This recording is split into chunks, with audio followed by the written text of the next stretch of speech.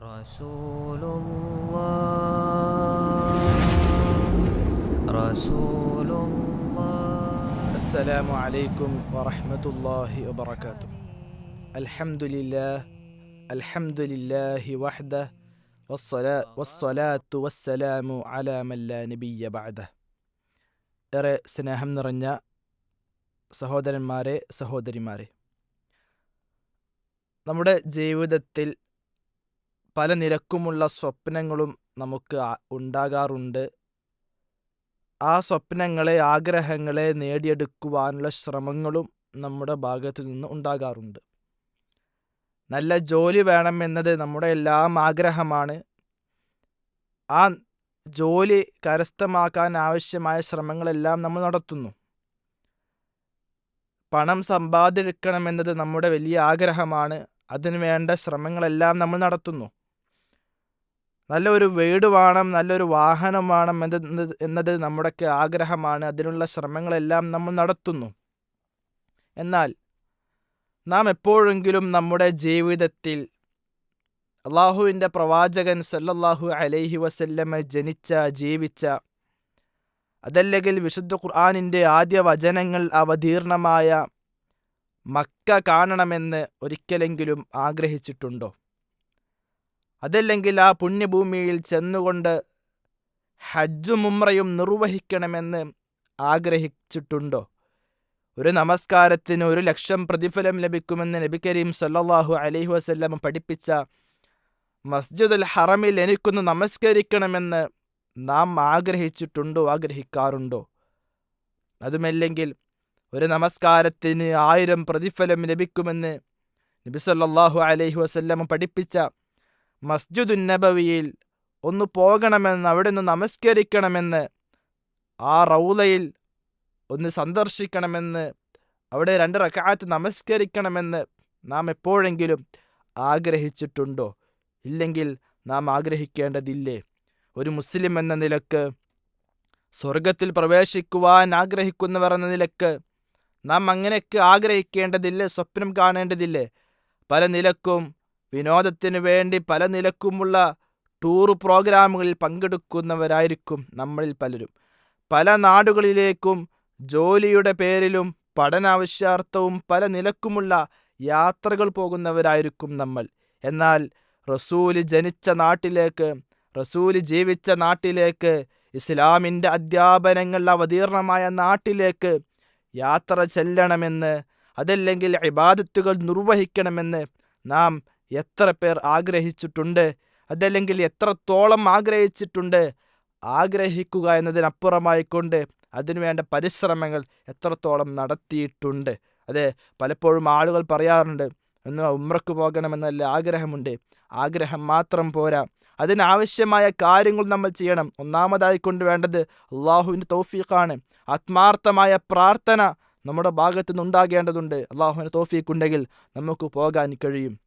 അതോടൊപ്പം തന്നെ അതിനാവശ്യമായ സാമ്പത്തികമായ ഭദ്രത ഉറപ്പുവരുത്തേണ്ടി വരും. നമ്മൾ നമ്മുടെ വ്യക്തിപരമായ, അതല്ലെങ്കിൽ കുടുംബപരമായ പല ആവശ്യങ്ങൾക്കും അനാവശ്യങ്ങൾക്കും അത്യാവശ്യങ്ങൾക്കുമെല്ലാം നാം സമ്പത്ത് കരുതുന്നുണ്ടല്ലോ, നാം സമ്പത്ത് സ്വരൂപിക്കുന്നുണ്ടല്ലോ. എന്തുകൊണ്ട്? എനിക്ക് മക്കയിൽ പോകണമെന്ന് ആഗ്രഹം പ്രകടിപ്പിക്കുന്നവർ, ഉംറക്ക് പോകണമെന്ന് ആഗ്രഹം പ്രകടിപ്പിക്കുന്നവർ, ഹജ്ജിന് പോകണമെന്ന് ആഗ്രഹം പറയുന്നവർ എന്തേ അതിന് ആവശ്യമായ സമ്പത്ത് സ്വരൂപിക്കുന്നതിൽ പുറകോട്ട് പോകുന്നത്? അത് നമ്മുടെ ഈമാനിൻ്റെ കുറവായിക്കൊണ്ടാണ് നമ്മൾ മനസ്സിലാക്കേണ്ടത്. അതുകൊണ്ട് ഉംറ നിർവഹിക്കാൻ, ഹജ്ജ് നിർവഹിക്കാനുള്ള വലിയ ആഗ്രഹം നമ്മുടെ മനസ്സിൽ ഉണ്ടാകേണ്ടതുണ്ട്. അതിനനുസരിച്ചു കൊണ്ടു തന്നെ അതിനാവശ്യമായി കൊണ്ടുള്ള ശ്രമങ്ങളും നമ്മുടെ ഭാഗത്ത് നിന്ന് ഉണ്ടാകേണ്ടതുണ്ട്. പലപ്പോഴും ആളുകൾ പറയാറുണ്ട്, ഇപ്പോൾ കുറച്ചു കാലം കൂടി കഴിയട്ടെ, കുറച്ച് പ്രായമായതിനു ശേഷം, അല്ലെങ്കിൽ തിരക്കുകളൊക്കെ ഒന്ന് കഴിയട്ടെ, ഇതിനെല്ലാം ശേഷം ഒരു ഉംറ നിർവഹിക്കാം, അതല്ലെങ്കിൽ ഹജ്ജ് നിർവഹിക്കാം എന്നൊക്കെ പലപ്പോഴും ആളുകൾ പറയാറുണ്ട്.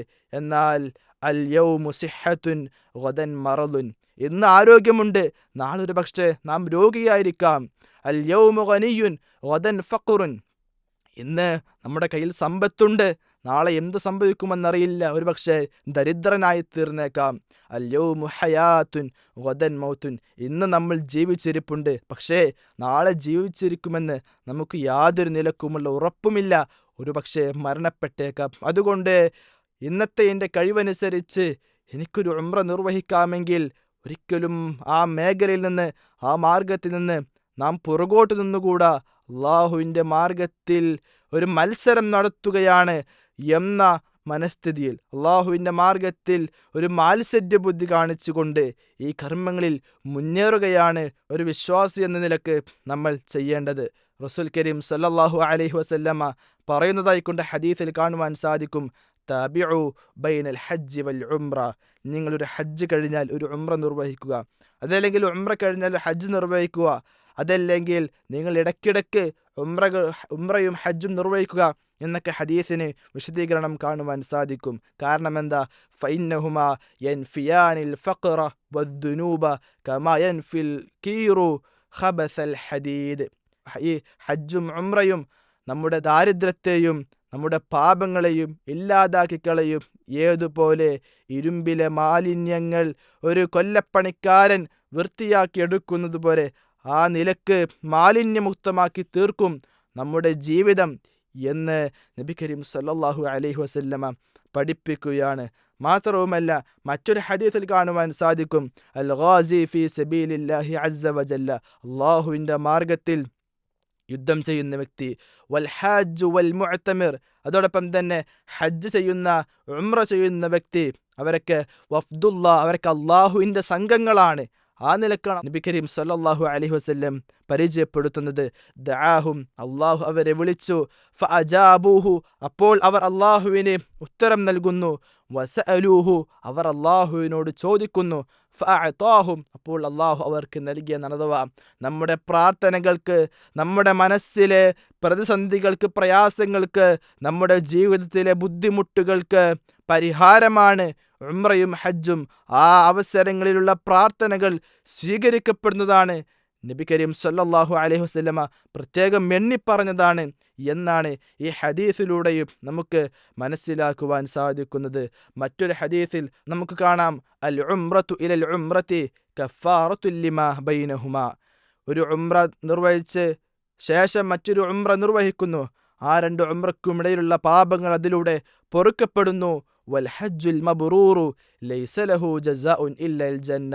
സ്വീകാര്യോഗ്യമായ പുണ്യകരമായ ഹജ്ജിന് സ്വർഗമല്ലാതെ മറ്റൊരു പ്രതിഫലവുമില്ല എന്നാണ് നബി സല്ലല്ലാഹു അലൈഹി വസല്ലം പഠിപ്പിച്ചത്. അതുകൊണ്ട് അത്രമേൽ ശ്രേഷ്ഠതയേറിയ, എന്നാൽ ശാരീരികമായി കൊണ്ട് ഏറെ അധ്വാനമുള്ള, അള്ളാഹുവിൻ്റെ അടുക്കൽ വലിയ പ്രതിഫലമുള്ള, നമ്മുടെ പ്രാർത്ഥനകൾക്ക് ഉത്തരം ലഭിക്കുന്ന, നമ്മുടെ ഓരോ കാലടികൾക്കും പ്രതിഫലം ലഭിച്ചു കൊണ്ടിരിക്കുന്ന വലിയ രണ്ട് കർമ്മങ്ങളാണ് ഹജ്ജും ഉംറയും എന്ന് നമ്മൾ മനസ്സിലാക്കുക. അല്ലാഹു സുബ്ഹാനഹു വ തആല നാം മരണപ്പെടുന്നതിന് മുമ്പ് ഏറെ ആരോഗ്യത്തോടു കൂടി ഹജ്ജും ഉംറയും നിർവഹിക്കുവാനുള്ള തൗഫീഖ് നമുക്കെല്ലാം നൽകി അനുഗ്രഹിക്കുമാറാകട്ടെ. നമ്മുടെ ചെറുതും വലുതുമായ എല്ലാ സൽക്കർമ്മങ്ങളും അല്ലാഹു സുബ്ഹാനഹു വ തആല നമ്മിൽ നിന്നും സ്വീകരിക്കുമാറാകട്ടെ. വാഖിറു ദഅവാന അനിൽ ഹംദുലില്ലാഹി റബ്ബിൽ ആലമീൻ. അസ്സലാമു അലൈക്കും വറഹ്മത്തുള്ളാഹി വബറകാതുഹു. റസൂലുള്ളാഹ്